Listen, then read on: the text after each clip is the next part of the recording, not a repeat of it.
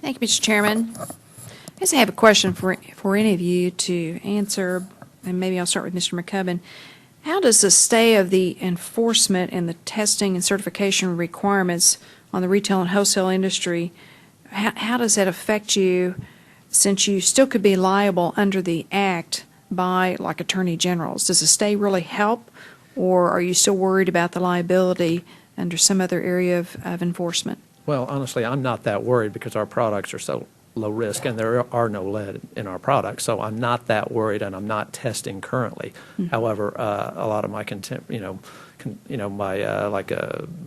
towel associates, they sell children's clothes. Well, they're still having to test, and they are concerned. They've got lead in the zippers, and he can change a button. He can have new buttons flown over from Asia, and he can change them. But the zippers, he's going to have to cut them out, and that ruins the product. So, our business is okay until the stay goes away. And then that's when our cost would be, just on the lead, $500,000. Okay. Speaking on behalf of Swimways, we appreciate Chairman Nord's efforts. She has done as best she can to reduce the effects of this legislation. But the stay really hasn't affected us. Frankly, we've gone ahead and moved forward with compliance. We're really more trying to deal with the aftermath of what to do with the products that we have sold to our retailers that are still on their shelves, or that is still in our warehouse, or in the warehouses of our manufacturers overseas.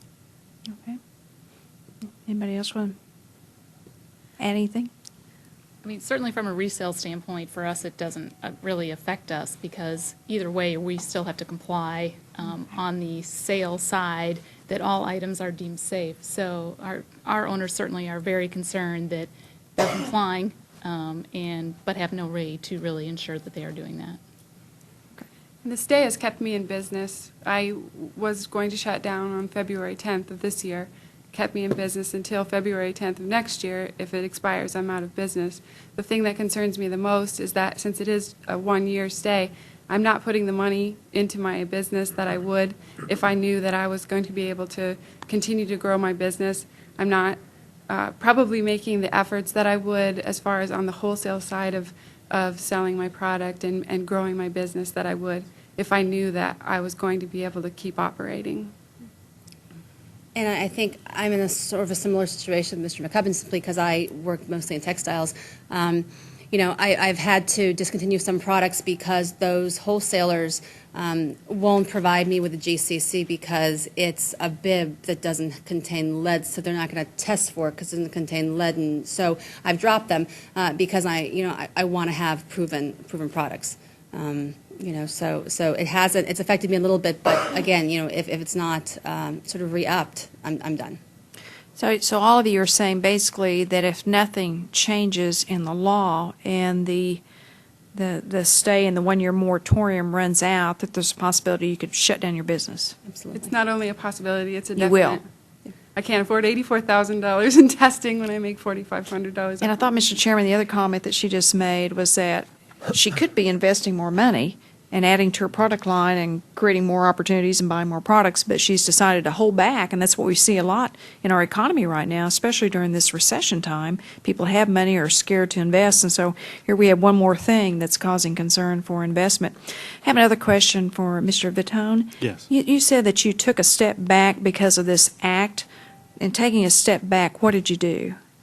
Well, what I meant was that we had a rate of growth about 15% a year for the last 10 years, and we went backwards last year, and our profitability for 2008 was reduced by about 46% as a result of all of the inventory and the chargebacks from the retailers. So it was a significant impact last year. And you talked about the one company with the hoop that you showed a minute ago, about how they destroyed their products. Are they coming back after you to get a credit? Yeah, $100,000. $100,000. And so they want credit not only for the price they paid for the inventory, but also for the destruction charges. Are you in a legal matter with them on that? Or? No. Like I mentioned, we really we're in discussions with them on how to resolve it. Boy, it's tough. Yeah. Well, thank you all so much for coming today. We sure appreciate you.